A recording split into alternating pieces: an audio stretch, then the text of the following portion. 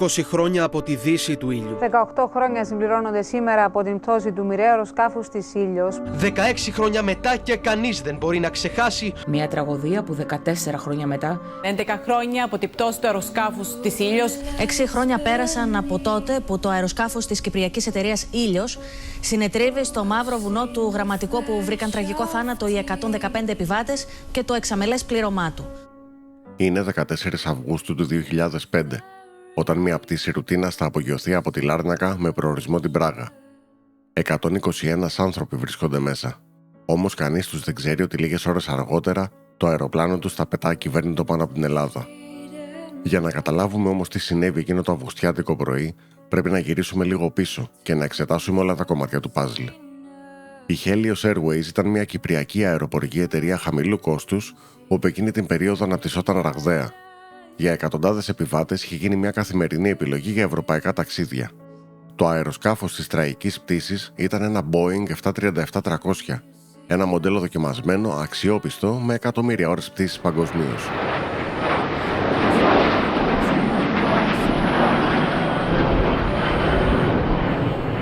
Η πτήση 522 είχε προγραμματιστεί να απογειωθεί στις 9 το πρωί από τη Λάρνακα με προορισμό την Πράγα, με μια ενδιάμεση στάση στην Αθήνα.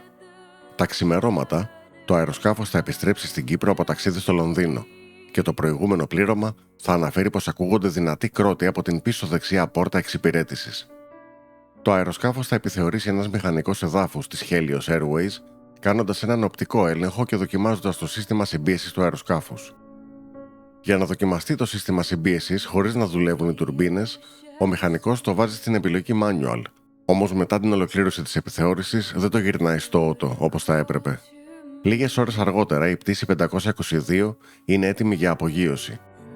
Κυβερνήτης είναι ο 59χρονος Hans Jürgen Merten και συγκυβερνήτης του ο 51 ετών Πάμπος Χαραλάμπους, δύο πιλότοι με πολυετή εμπειρία και χιλιάδες ώρες πτήσης. Στις 9 και 7 το πρωί της 14ης Αυγούστου η πτήση 522 απογειώνεται από τη Λάρνακα. Οι δύο έμπειροι πιλότοι δεν έχουν παρατηρήσει στους ελέγχους πριν την απογείωση πως η ρύθμιση συμπίεσης βρίσκεται ακόμα στη θέση manual. Το αεροσκάφος αρχίζει τη σταδιακή του άνοδο προς το προκαθορισμένο cruising altitude στα 34.000 πόδια. Καθώς ανεβαίνει, η εξωτερική ατμοσφαιρική πίεση μειώνεται συνεχώς. Σε ένα σύγχρονο επιβατικό αεροσκάφος, αυτό αντισταθμίζεται από το σύστημα συμπίεσης, το οποίο διατηρεί την πίεση μέσα στην καμπίνα σε ασφαλή επίπεδα τόσο για τους επιβάτες όσο και για το πλήρωμα. Στην πτήση 522 βέβαια αυτό δεν συμβαίνει. Η επιλογή συμπίεσης έχει παραμείνει στο manual και το σύστημα δεν ρυθμίζει αυτόματα την πίεση όπως θα έπρεπε. Η πίεση μέσα στην καμπίνα αρχίζει και πέφτει, αργά αλλά σταθερά, και όσο μειώνεται η πίεση, μειώνεται και το οξυγόνο. Στις 9 και 12, στα 12.000 πόδια, ακούγεται ο συναγερμός υψόμετρου της καμπίνας. Αυτός ο συναγερμός θα έπρεπε να κάνει τους πιλότους να σταματήσουν την άνοδό τους, αλλά εκείνοι θα τον μπερδέψουν με το συναγερμό ρυθμίσεων απογείωσης, όπου στο συγκεκριμένο μοντέλο Boeing ηχούσε με ακριβώς τον ίδιο τόνο. Στα επόμενα λεπτά θα ανάψουν λαμπάκια προειδοποίησης στο πιλωτήριο για το σύστημα ψήξης και στα 18.000 πόδια ανάβει το λαμπάκι οξυγόνου των επιβατών και εκείνη τη στιγμή πέφτουν αυτόματα οι μάσκες οξυγόνου. Στις 9 και 14 ο κυβερνήτης Μέρτεν επικοινωνεί με τα κεντρικά της Helios και αναφέρει πως ήχησε ο συναγερμός ρυθμίσεων απογείωσης και πως φαίνεται να υπάρχει πρόβλημα με το σύστημα ψήξης. Ο μηχανικός που είχε επιθεωρήσει το αεροσκάφος εκείνο το πρωί ρωτάει επανειλημμένα τον κυβερνήτη αν το σύστημα συμπίεσης βρίσκεται στη θέση ότο, αλλά πλέον στα 28.000 πόδια ο κυβερνήτης παρουσιάζει τα πρώτα σημάδια υποξίας και μπερδεμένος αγνοεί την ερώτηση. Το αεροσκάφος συνεχίζει την άνοδό του και στα 34.000 πόδια και ώρα 9 και 20 χάνεται η επικοινωνία με το πλήρωμα. Ο έλεγχος εναέριας κυκλοφορίας της Νικοσίας προσπαθεί επανειλημμένα να επικοινωνήσει με την πτήση 522, αλλά δεν παίρνει καμία απάντηση. Στις 9 και 37 το αεροσκάφος περνάει από τον Κυπριακό εναέριο χώρο στον Ελληνικό, χωρίς να επικοινωνήσει με την Αθήνα όπως ήταν και το προβλεπόμενο. Από τις 10 η ώρα και μετά, οι ελεγκτές εναέριας κυκλοφορίας της Αθήνας θα προσπαθήσουν 19 φορές να επικοινωνήσουν με το αεροσκάφος, αλλά το μόνο που θα ακούσουν είναι σιωπή. Με τον προβληματισμό των αρχών να μεγαλώνει λεπτό προς λεπτό, στις 10 και 16 ειδοποιείται η προσέγγιση Αθηνών, ο πύργος ελέγχου του Ελευθέριος Βενιζέλος και η πολεμική αεροπορία για πιθανό τρομοκρατικό χτύπημα.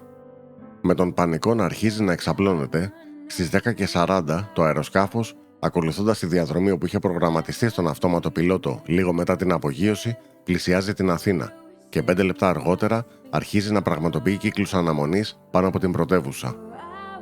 Στις 11 η ώρα, η πολεμική αεροπορία αποφασίζει να επέμβει και στις 11 και 5, 2 μαχητικά αεροσκάφη F-16 της 111ης πτέρυγας μάχης απογειώνονται από τη Νέα Αγχίαλο.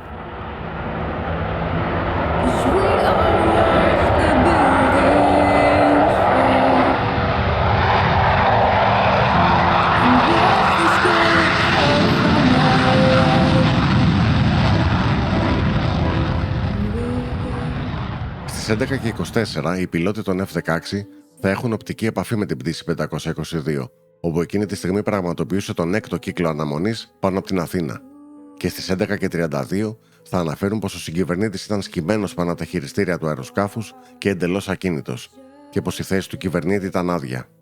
Θα παρατηρήσουν επίσης πως οι μάσκες οξυγόνου είχαν πέσει στην καμίνα των επιβατών και πως όσοι επιβάτες φαινόντουσαν από τα παράθυρα ήταν ακίνητοι. Προς έκπληξη των 2 πιλότων, στις 11 και 49, ένας νεαρός άνδρας με στολή αεροσυνοδού θα φανεί να μπαίνει στο πιλωτήριο και να κάθεται στη θέση του κυβερνήτη. Θα φορέσει τα ακουστικά και αφού θα χαιρετήσει τους 2 πιλότους των F-16, εκείνοι θα τον δουν να μιλάει μανιασμένα στο μικρόφωνο των ακουστικών. Ο νεαρός άνδρας ήταν ο 25χρονος αεροσυνοδός Ανδρέας Προδρόμου, κάτοχος πτυχίου επαγγελματία χειριστή αεροσκάφους, όπου εκείνη τη στιγμή προσπαθούσε να εκπέμψει σήμα Mayday, αλλά χωρίς να έχει ενεργοποιήσει το μικρόφωνο του, η φωνή του θα καταγραφεί απλά στο καταγραφέα ομιλίας του θαλάμου διακυβέρνησης. Σκέψου λίγο πώς θα αισθανόταν εκείνη τη στιγμή αυτό το παλικάρι. Μπες λίγο στη θέση του. Με κάποιο τρόπο ξύπνησε, ή ίσως να ήταν ο μοναδικός που βρισκόταν σε ημιλιπόθυμη κατάσταση, άνοιξε τα μάτια του και γύρω του είδε τους πάντες ακίνητους σαν να κοιμούνται. Ίσως να έτρεξε και να ταρακούνησε μερικούς για να τους ξυπνήσει, αλλά χωρίς να το ξέρει, οι συνεπιβάτες του, λόγω της υποξίας που υπέστησαν από την έλλειψη οξυγόνου, βρισκόντουσαν σε κομματώδη κατάσταση και τίποτε δεν θα μπορούσε να τους ξυπνήσει. Μετά έτρεξε στο πιλωτήριο και βρήκε τους 2 κυβερνήτες στην ίδια κατάσταση. Και παρόλο το σοκ που σίγουρα θα αισθανόταν, θα αποφασίσει να προσπαθήσει να σώσει το αεροσκάφος. Αυτό βέβαια θα αποδεικνυόταν μάταιο, διότι ελάχιστα λεπτά μετά την είσοδο του Ανδρέα στο πιλωτήριο, ο αριστερός κινητήρας του αεροσκάφους θα σβήσει, καθώς τα καύσιμα είχαν εξαντληθεί μετά από τόσες ώρες στον αέρα. Η πτήση 522 τότε θα γύρει προς τα αριστερά και θα ξεκινήσει να χάνει ύψος. Στα 7.000 πόδια περίπου, ένας από τους πιλότους των F-16 θα γνέψει στον Ανδρέα να προσπαθήσει να τον ακολουθήσει. Όμως ο Ανδρέας θα κουνήσει το κεφάλι του δεξιά-αριστερά και θα του κάνει σήμα με τον αντίχειρα προς τα κάτω. Στις 11 και 59 θα σβήσει και ο δεξιός κινητήρας και 4 λεπτά μετά, στις 12 και 3 και 32 δευτερόλεπτα, η πτήση 522 θα προσκρούσει σε λοφόδη περιοχή κοντά στο γραμματικό Αττικής, σκοτώνοντας όλους τους επιβαίνοντες. Mayday, Μάμπο, έχουμε πρόσκρουση πολιτικού αεροσκάφους! Έχουμε πρόσκρουση πολιτικού αεροσκάφους! Mayday! Σας αναφέρω συντεταγμένες, Μάμπο! Έχει προσκρούσει σε κορφή βονού! Mayday! Ορίστε αναμένετε συντεταγμένες!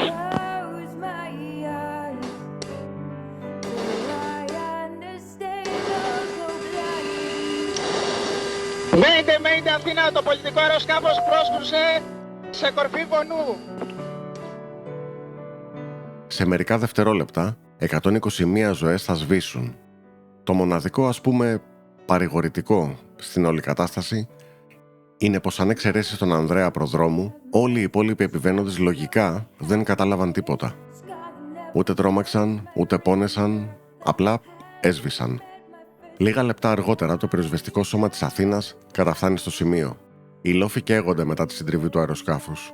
Αεροπλάνα και ελικόπτερα της πυροσβεστικής πετούν συνεχώς πάνω από το σημείο, ρίχνοντας τεράστιες ποσότητες νερού, προσπαθώντας να δαμάσουν τις φλόγες. Η φωτιά εν τέλει θα σβήσει και τότε θα ξεκινήσουν οι προσπάθειες για να ανασυρθούν τα πτώματα από τα συντρίμμια.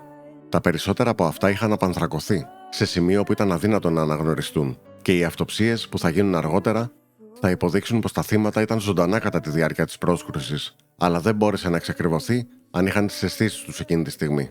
Μετά τη διερεύνηση των 26 αναγνωριστέντων πτωμάτων, τα αποτελέσματα είναι ακριβώς όπως είπαμε χθες το βράδυ. Πιο συγκεκριμένα, όλα τα άτομα μέσα στα οποία είναι ο συγκυβερνήτης και οι 2 αεροσυνοδοί έχουν πεθάνει από πολλαπλές κακώσεις του σώματος, πέθαναν εν ζωή, έτσι, δηλαδή οι κακώσεις είναι προθανάτιες. Εγώ θέλω να ελπίζω πως δεν τις είχαν. Η εταιρεία Helios Airways λίγους μήνες μετά το δυστύχημα θα αλλάξει όνομα και θα μετονομαστεί σε A-Jet. Ένα χρόνο μετά όμως, οι κυπριακές αρχές θα παγώσουν τους τραπεζικούς λογαριασμούς της και τον Οκτώβριο του 2006 η A-Jet θα βάλει λουκέτο. Οι συγγενείς των θυμάτων θα υποβάλουν αγωγή προς την Boeing, την κατασκευάστρια εταιρεία του αεροσκάφους, τον Ιούλιο του 2007 για 76 εκατομμύρια ευρώ ως αποζημίωση. Βασικός ισχυρισμός της αγωγής ήταν πως η κατασκευάστρια εταιρεία είχε χρησιμοποιήσει τον ίδιο ήχο συναγερμού για δύο διαφορετικές περιπτώσεις βλάβης, η μία σχετικά ασήμαντη και η άλλη εννοείται η βλάβη που προκάλεσε το δυστύχημα. Εν τέλει, η αγωγή κατά της Boeing διευθετήθηκε εξοδικαστικά, χωρίς να εκδοθεί δικαστική απόφαση επί της ουσίας. Μετά την τραγωδία, ακολούθησαν πολύχρονες δικαστικές διαμάχες τόσο στην Ελλάδα όσο και στην Κύπρο.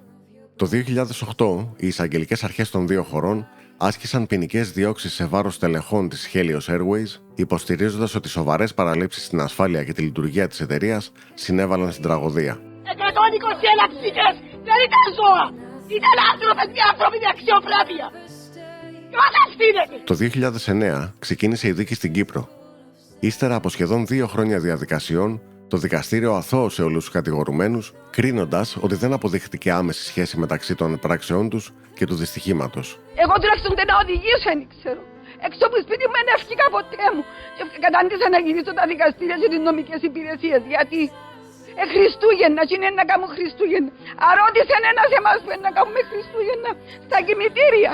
Την ίδια περίοδο, η υπόθεση εκδικάστηκε και στην Ελλάδα. Το 2012, 4 στελέχη της εταιρείας κρίθηκαν ένοχα για ανθρωποκτονία από αμέλεια και καταδικάστηκαν σε 10 χρόνια κάθριξης. Ένοχοι οι 3 πρώτοι κατηγορούμενοι, ο Δημήτρης Πανταζής, διευθύνων σύμβουλος της εταιρείας Ήλιος, ο Γιώργος Κικίδης, διευθυντής πτυτικών επιχειρήσεων και ο αρχιπιλότος της εταιρείας, ο Γιάνκο Στοημένοφ. Ένα χρόνο αργότερα, το 2013, οι περισσότερες καταδίκες διατηρήθηκαν και σε δεύτερο βαθμό. Ωστόσο, οι καταδικαστέντες δεν οδηγήθηκαν στη φυλακή, καθώς τους δόθηκε η δυνατότητα να εξαγοράσουν την ποινή τους με την καταβολή χρηματικού ποσού ύψους 79.000 ευρώ.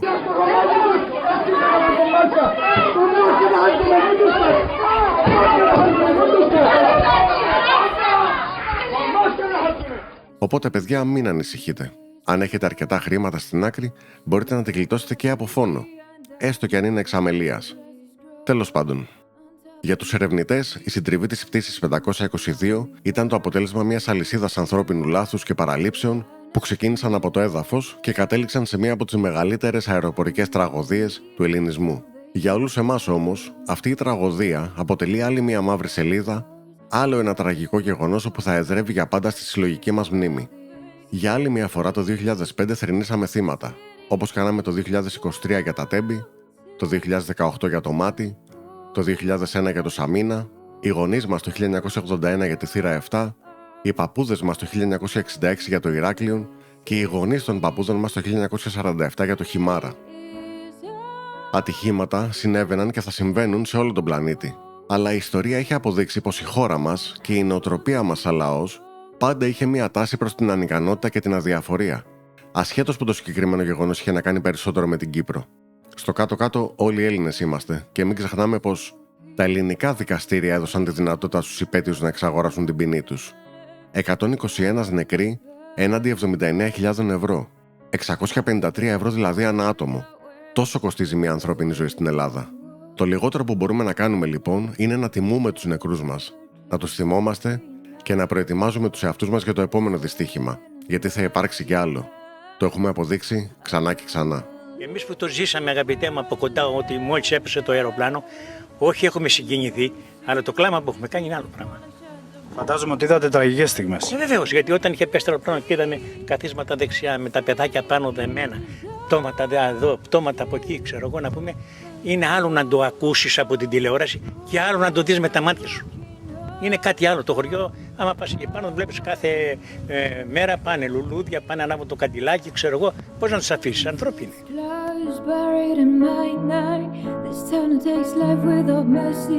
Without hate, the streets are undestroyed. soon suffocates beyond dark and sky.